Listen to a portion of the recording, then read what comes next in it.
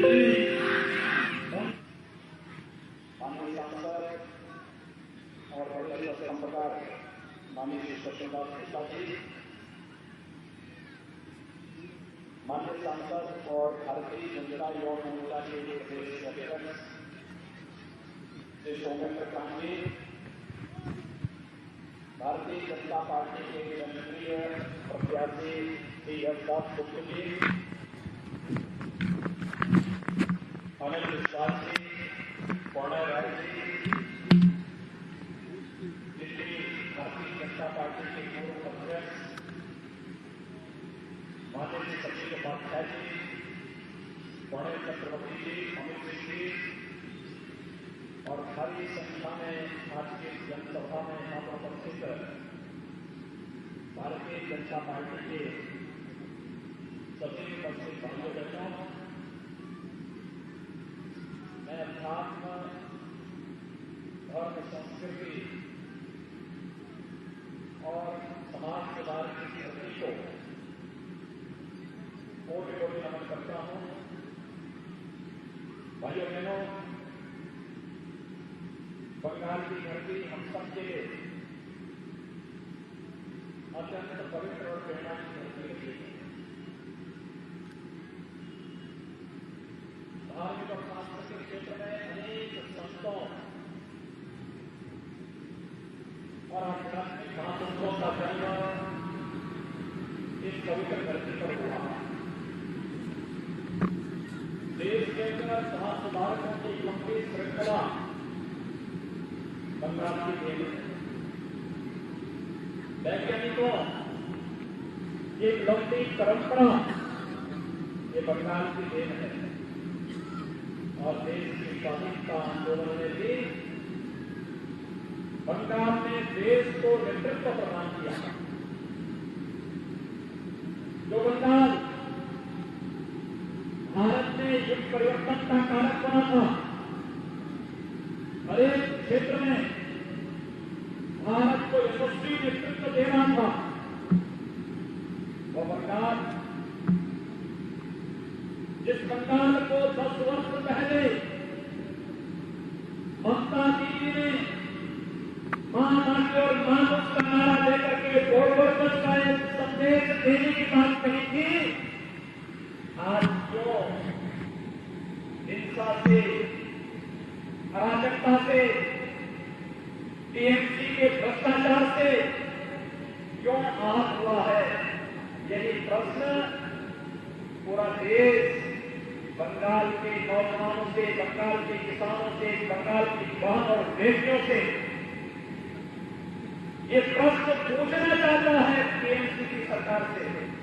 और यही पूछने के लिए मैं भी आज आपके बीच आया हूं कि ममता दीदी कम से कम इसका जवाब हमको मिले।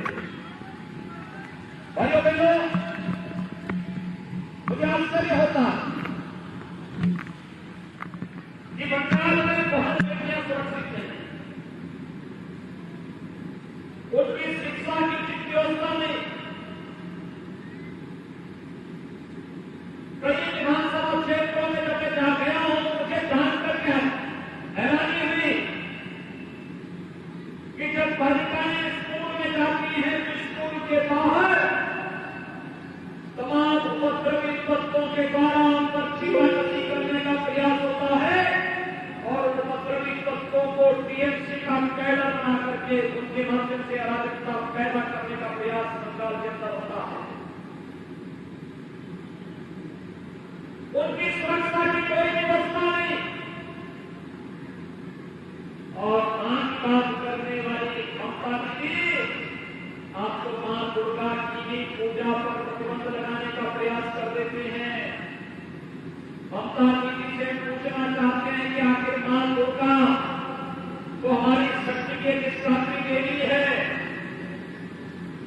मां सरस्वती ज्ञान की अधिष्ठात्री देवी है, मां लक्ष्मी दोनों रहस्यों की अधिष्ठात्री देवी है। उनके अनुष्ठान पर रोक लगा करके आप कौन से वोट बैंक को बंगाल के अंदर पुष्ट करना चाहती हैं? और अगर आपको लगता है कि दुर्गा पूजा करने वाले, सरस्वती पूजा करने वाले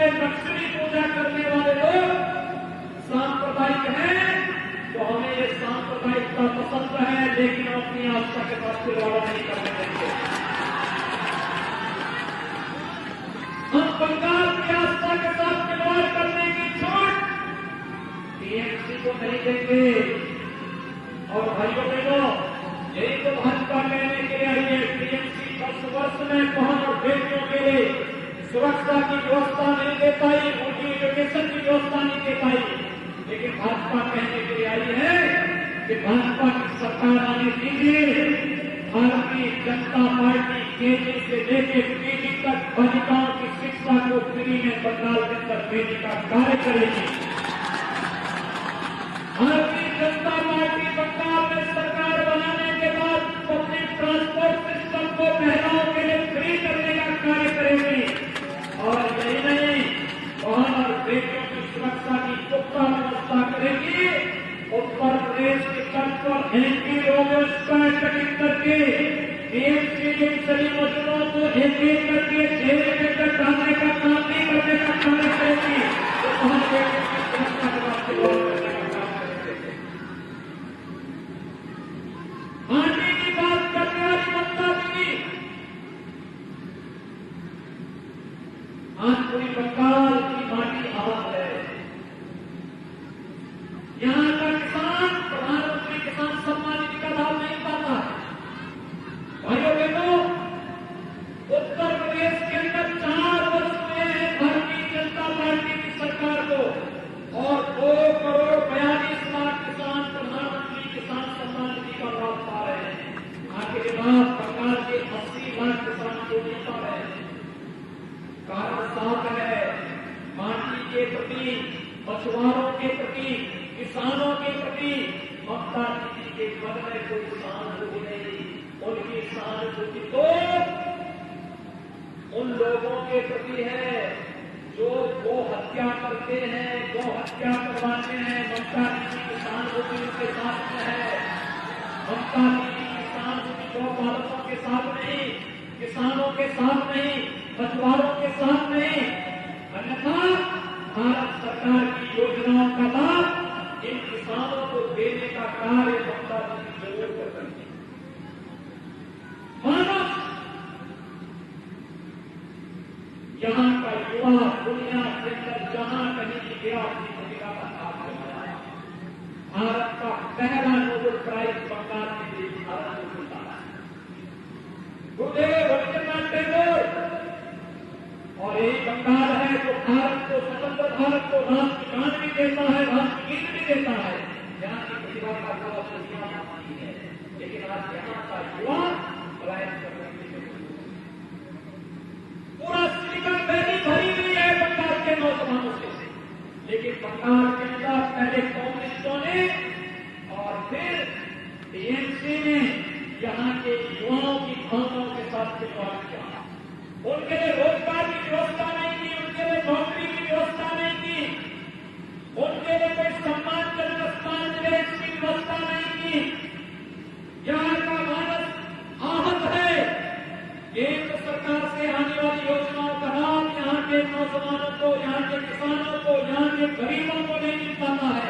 भाइयों बहनों, मात्र 4 वर्ष में उत्तर प्रदेश के अंदर 40 लाख गरीबों को एक आवास, प्रधानमंत्री आवास योजना में हमारी सरकार ने उत्तर प्रदेश के अंदर दिए। 1,57,00,000 गरीबों को एलपीजी का निःशुल्क कनेक्शन उपलब्ध करवाया। 6 करोड़ नागरिकों को आयुष्मान भारत में 5 लाख रुपए सालाना स्वास्थ्य बीमा का कवर दिया। और 14 करोड़ नागरिकों को नेशनल मोबिलिटी के अंतर्गत फ्री में राशन की सुविधा उत्तर प्रदेश उपलब्ध करा रहा है। बंगाल के अंदर यहाँ के लोगों को इस सुविधा नहीं मिल पा रही है। इस मानुष के बारे में ममता दीदी ने क्यों नहीं सोचा? क्योंकि ममता दीदी का की सहानुभूति तो यहाँ के युवाओं के लिए, किसानों के लिए नहीं, यहाँ के गरीबों के लिए नहीं। ममता दीदी की सहानुभूति तो टीएमसी के मुद्दों के प्रति है जो इन योजनाओं को बढ़ा जाते हैं और यहाँ के मानुष को कुछ भी काम नहीं मिल पाता है। ये परिवर्तन कौन सा परिवर्तन रहा है 10 वर्षों में? तो बताओ, 10 वर्ष पहले बंगाल के अंदर जिस परिवर्तन की बात आपने की थी, वो परिवर्तन कहां पे है? क्यों नहीं इस परिवर्तन का लाभ बंगाल के नौजवानों को मिला, बंगाल के किसानों को मिला, बंगाल की बहन बेटियों और माताओं को मिला, बंगाल के प्रत्येक नागरिक को इस परिवर्तन का लाभ क्यों नहीं मिल पाया? कारण साफ है, टीएमसी और एक घोटाले में टीएमसी का नाम आ जाता है। मैं देख रहा हूं बंगाल के अंदर जो हम बात करते हैं, जेठानी दुर्नीति, शेखानी टीएमसी, शारदा पे टीएमसी, नर्मदा पे टीएमसी, जलचूरी पे टीएमसी, विपाल चोरी पे टीएमसी। और जो देखो कहां तक गलती केवल हम लोग इसके साथ जुड़े हैं। केवल भ्रष्टाचार, अराजकता और विकास का पैमाना तय करती है पीढ़ी, तो वो भतीजे तक सीमित रह जाती है, वो भतीजे से आगे बढ़ती नहीं है। और जो देखो मैं पूछना चाहता हूं ममता दीदी से, आपको गुस्सा अगर इन गरीबों के हक को छीनने वाले भ्रष्टाचारियों पर आता, तो बंगाल की जनता आपका फैसला कर पाएगी। आपका गुस्सा अगर उन ठेकानों पर होता जो लोग यहाँ के गरीबों का छीन रहे हैं, तो यहाँ बंगाल की जनता आपका अभिनंदन करती है। आपका गुस्सा वो हत्यारों पर होता, बंगाल की जनता आपका अभिनंदन करती। मां दुर्गा, मां सरस्वती की पूजा में व्यवधान डालने वाले तत्वों पर आप गुस्सा होती, तो बंगाल की जनता आपका अभिनंदन करती। लेकिन आपको गुस्सा होती है जो जय श्री राम का नारा लगाते हैं।